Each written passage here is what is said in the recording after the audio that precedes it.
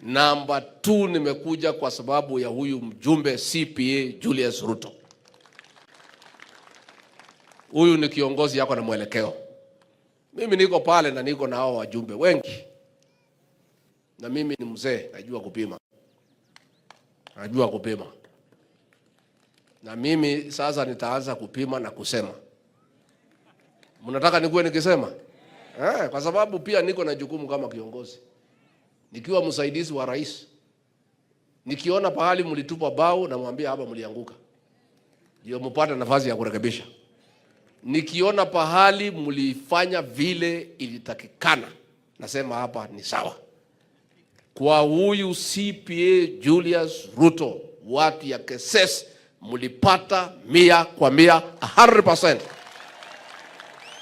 Huyu ni kiongozi who is focused na hana maneno ya mehemehe na maneno mingi, siasa ya upuzi ya kuzunguka na nini. Yeye mambo yake ni Keses saa 1 asubuhi, Keses saa 7, Keses jioni, Keses next week, Keses next month.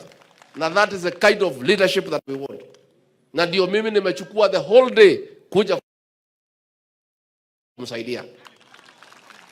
Na mimi nitakuwa nikitembea kusaidia viongozi ambao wako na mwelekeo. Sisi hatutaki kurudishwa kwa mambo ya siasa.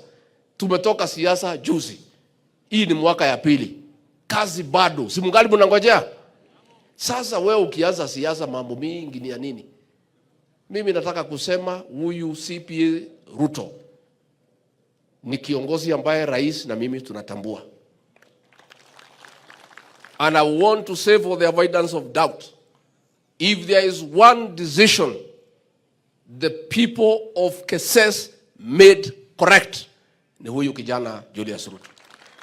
Huyu kijana mumshikilie na maombi. Mtamshikilia? Na muunge yeye mkono. And I want also to advise members of parliament from this region. Nikiwa mzee, nikiwa msaidizi wa rais, kila mtu achuke constituency yake. Stay in your constituency. Sasa wewe umechaguliwa pahali ingine, interest yako Keses ni gani? Uko na interest? Sasa wewe unakuja kuangaisha mjumbe na wewe uko na kwako. Mimi hiyo maneno sitaki. Kila mtu amechaguliwa kwake. Wewe ukiona unataka Keses, goja next election, toka kwako kuja uombe kura hapa Keses. What we don't want is political tourism. Na ndio inatuletea shida. Bwana Madago umesema ati pale mlima ati hao viongozi ati wawache nini? Hao watu hawana shida.